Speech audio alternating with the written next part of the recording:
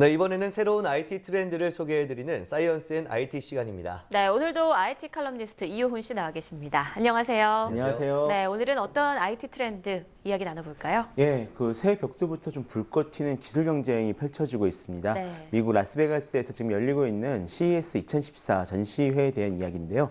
오늘은 이 전시회에서 보여주고 있는 주요한 트렌드에 대해서 한번 소개해 드릴까 합니다. 네, 앞서 보도를 통해서도 CES에 대해 소개를 해드렸는데 굉장히 많은 전시회들이 있잖아요. 근데 그 중에서도 특별히 CES에 관심이 집중되고 있는 이유는 무엇일까요? 아무래도 새해 가장 먼저 열린 전시회이기 때문이 아닐까요? 네. 실제로 그 3대 IT 전시회라고 불리는 전시회들이 있습니다. 그 독일에서 열리는 이파라는 전시회가 있고요. 스페인에서 열리는 MWC, 그리고 미국에서 열리는 CES 소비자 가전 박람회가 있는데요. 이 중에서 CES는 그날 그해에서 가장 일찍 열린 행사이기 때문에 매년 그해의 IT 트렌드를 제시한 어떤 전시회로서 평가를 받고 있습니다. 네. 자, 그러면 오늘 내용이 이제 앞으로의 IT 트렌드를 좀 알 수 있는 그런 시간이 될 것 같은데요. 올해 CES에서 주목할 만한 트렌드가 있다면 어떤 게 있을까요?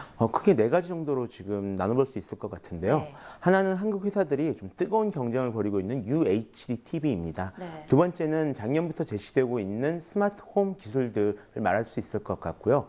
세 번째는 역시 웨어러블 스마트 디바이스가 될 것 같습니다. 그리고 마지막 남은 하나는 앞서 나왔었지만 바로 자동차입니다. 네, 웨어러블 스마트 기기는 뭐 그전부터 이야기를 많이 나눠봤기 때문에 좀 익숙하기도 한데 자동차가 또 이 트렌드로 등장한다고 하니까 조금 의아하다 이런 생각이 드네요. 그렇죠. 네. 그동안 그 CES에 자동차 업체들이 참가하지 않았던 것은 아닙니다. 하지만 어떤 IT 기기를 액세서리 정도로 활용한 것에 그쳤기 때문에 그렇게 큰 주목을 받지는 못했었는데요. 올해는 자동차 회사들이 좀 전면에 등장하기 시작했습니다. 이유는 좀 간단한 편인데요. 일단 차세대 자동차의 어떤 혁신을 결정하는 것이 바로 IT 기술이기 때문입니다. 또 때문에 구글과 애플에서도 자동차 산업에 뛰어들겠다라고 이제 공개적으로 밝히기도 했었고요. 구글과 손잡은 아우디의 그 루퍼드 스테들리 회장 같은 경우에는 CES 기조 연설을 맡으면서 그 연설에서 다음 세대 자동차의 진화는 IT와의 협업에서 나올 것이다 라고 얘기했을 정도입니다. 실제로 이번 CES 2014에는 한국의 기아 자동차를 비롯해가지고 BMW, 벤츠, GM, 포드, 토요타 등등 세계 주요 자동차 업체 대부분이 지금 참가하고 있습니다. 네, 그럼 IT 기술이 자동차에서 어떻게 활용이 되는 건지 궁금한데 좀 알려주실까요? 예, 일단 그 엔진 같은 어떤 시스템을 제어하는 부분을 제외한다라면 차량의 인포메이션 시스템이랑 엔터테인먼트 시스템 그리고 어떤 자율주행 기술을 들 수 있을 것 같습니다. 네. 이제 지금 보시는 것은 이제 BMW에서 공개한 자동차를 손 안 대고 운전하는 모습인데요. 실제로 이와 비슷한 무인 자동차들이 이번 CES 2014에서 많이 시연되고 있는 중입니다. 그리고 또 이제 운전자에게 어떤 정보를 제공하는 기술들도 많이 시연이 되고 있는데요.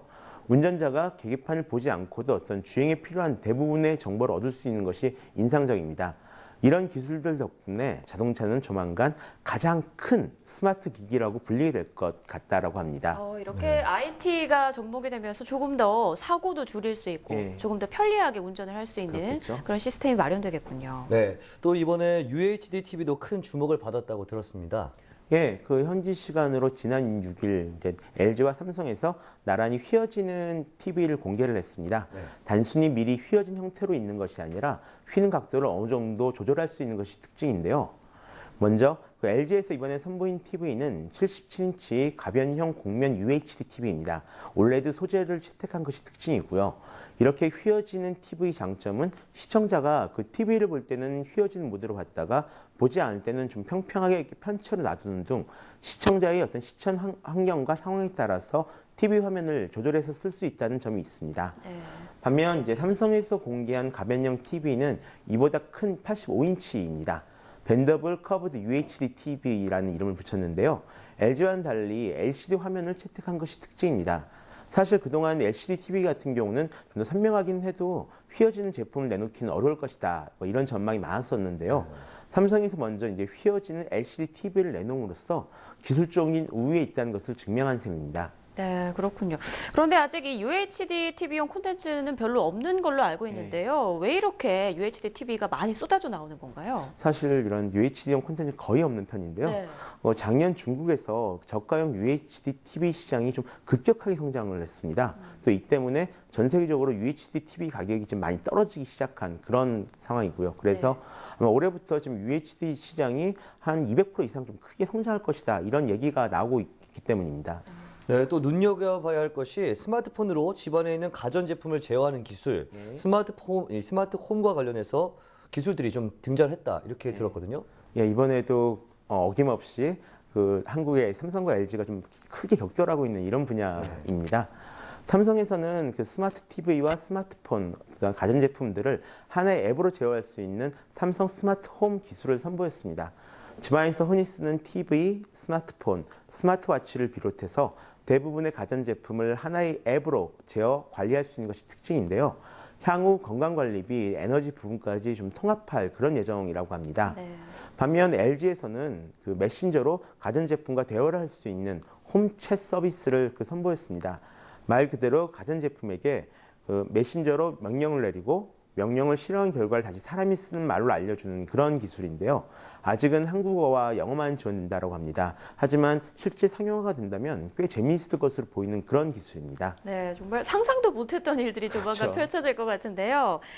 과연 언제쯤 이런 기술들이 좀 실용화가 될까요? 사실 이번 CES 2014에서 나온 기술들 같은 경우에는 완전히 혁신적인 것들은 아니고요. 네. 지난 2009년부터 선보였던 기술들이 쭉 이어졌다가 이번에 하나의 결실을 맺게 됐다. 그렇게 보는 것이 좋을 것 같습니다.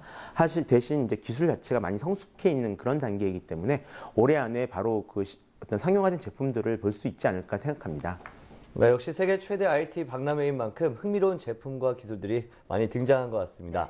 지금까지 CES 2014의 주요 트렌드에 대해서 살펴봤습니다. 오늘 말씀 고맙습니다. 고맙습니다.